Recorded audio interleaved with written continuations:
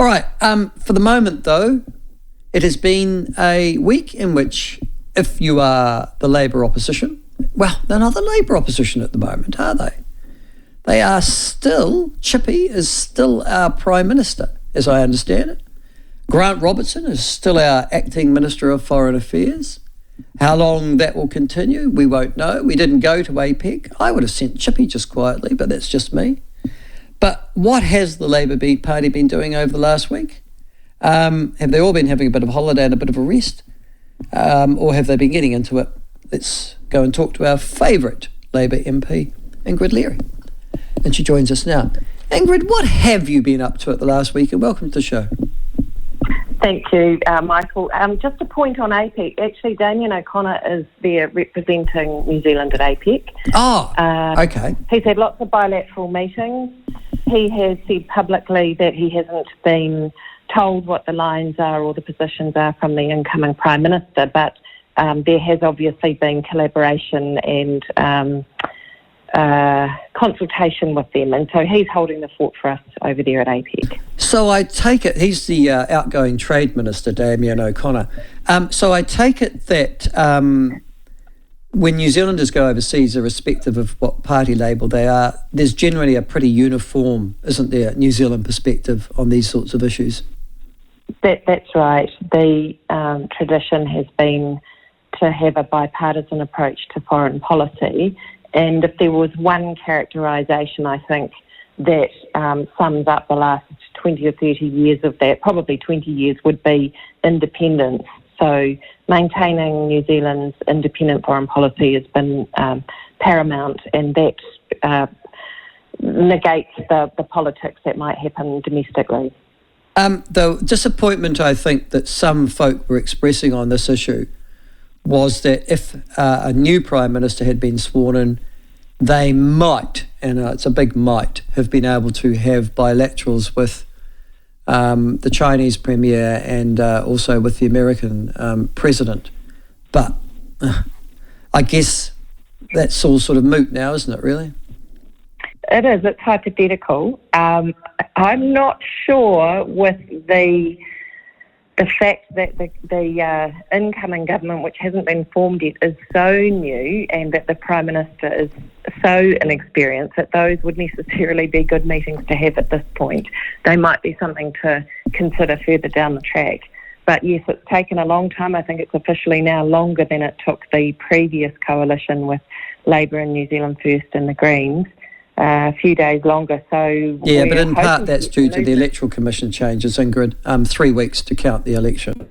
That didn't happen in 2017 or in 1996. You think that some of the groundwork would have been done? There were two clear scenarios. One was that there'd be a two-party coalition, or the second scenario, as it turned out to be, would there be a three-party one. And I imagine a fair bit of prep could have gone on for both of those scenarios prior to, rather than people's hands. I had Mark Patterson on this time last week, and he was saying that they'd gone line by line, even when they were doing it through the scenario. But the reality is that 2 or 3 is harder than 2, you know that. You sat down with Winston Peters in 2017 and with the Greens, and that took some time to nut out an agreement too that made all 3 of you happy.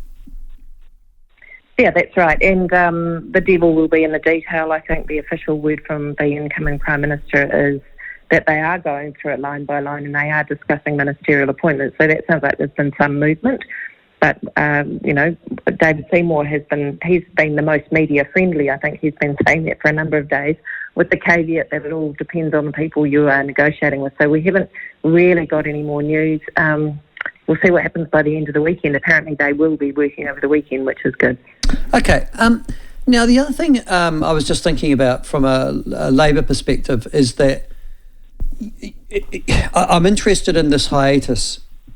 You aren't a member of the cabinet, so I guess you're not tied up to this, but Chris Hipkins is still our acting Prime Minister.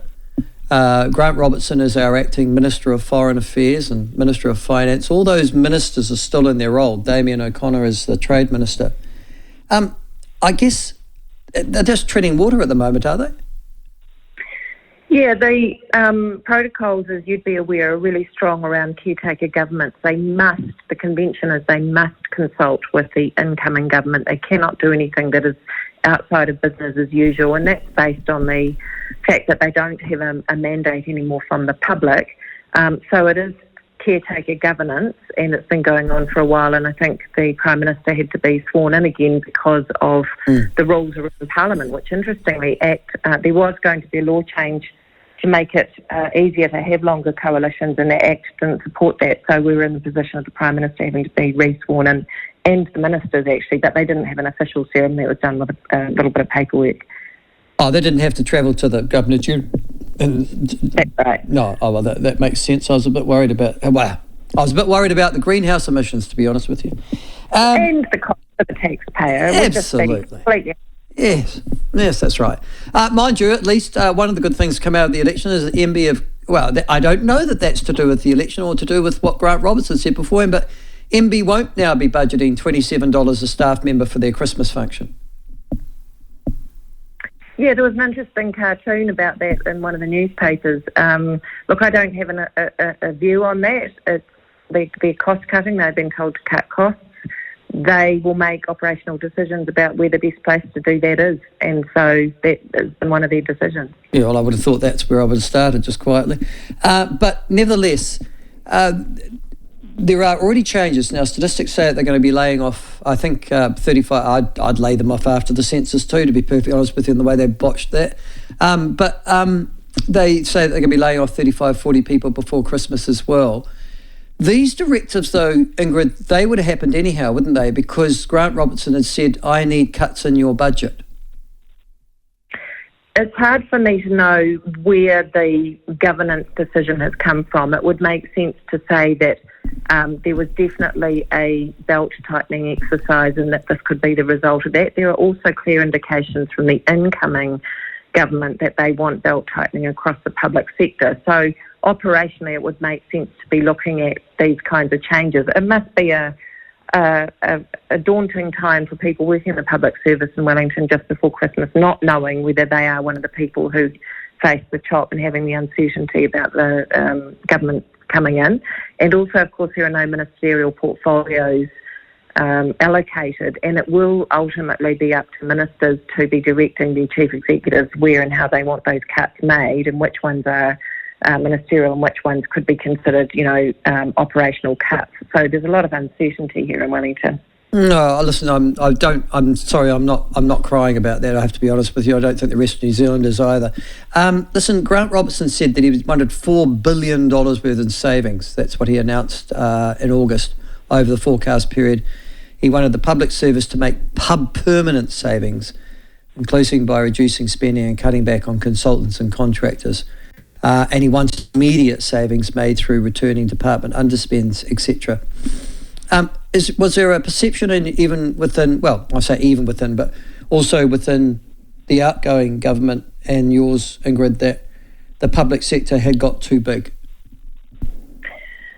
That wasn't my perception. I think that for me, sitting on finance and expenditure, listening to submissions from various agencies on reviews and so on, is that a lot of it comes down to how you measure and define things. And my interest going forward will be to see if there is this cutback on full-time staff. You have mentioned consultants as well, but how much of it will be then, how much work will be done by contractors and consultants that are given a different name or whatever. And look, this came up in questions in the House when there were figures bandied around about consultants in the transport portfolio, and actually a lot of the so-called consultants were people on the ground doing the physical work to change the roads because it was more cost effective than using full-time employees, and or because there had been previous cuts under previous government. So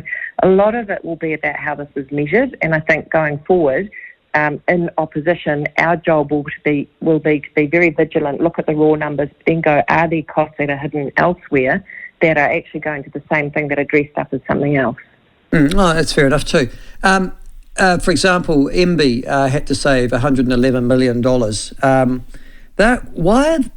Could you explain to me, why are they the department that's most under fire? This is from 28th of August when Grant Robertson announced it. And obviously They're in the eye of this incoming government as well. But over 20% of the fundings were meant to come from just one simple department, the Ministry of Business and Innovation and Enterprise. Are they a particularly profligate department? Ingrid, is that your experience? Look, what I do know about MB is that they're a large ministry. They were formed from a number of different sectors and formed under this umbrella called MB, so it would make sense for the larger portfolios to have the bigger cuts. You wouldn't be wanting that to happen under health because you've got frontline life and death situations, but where you've got these big bureaucracies, it would make sense for them to have bigger proportionate cuts. And bureaucratic theory shows us that bureaucracies do tend to become inefficient when they become very large. So it makes sense to find the cost savings in the bigger ones.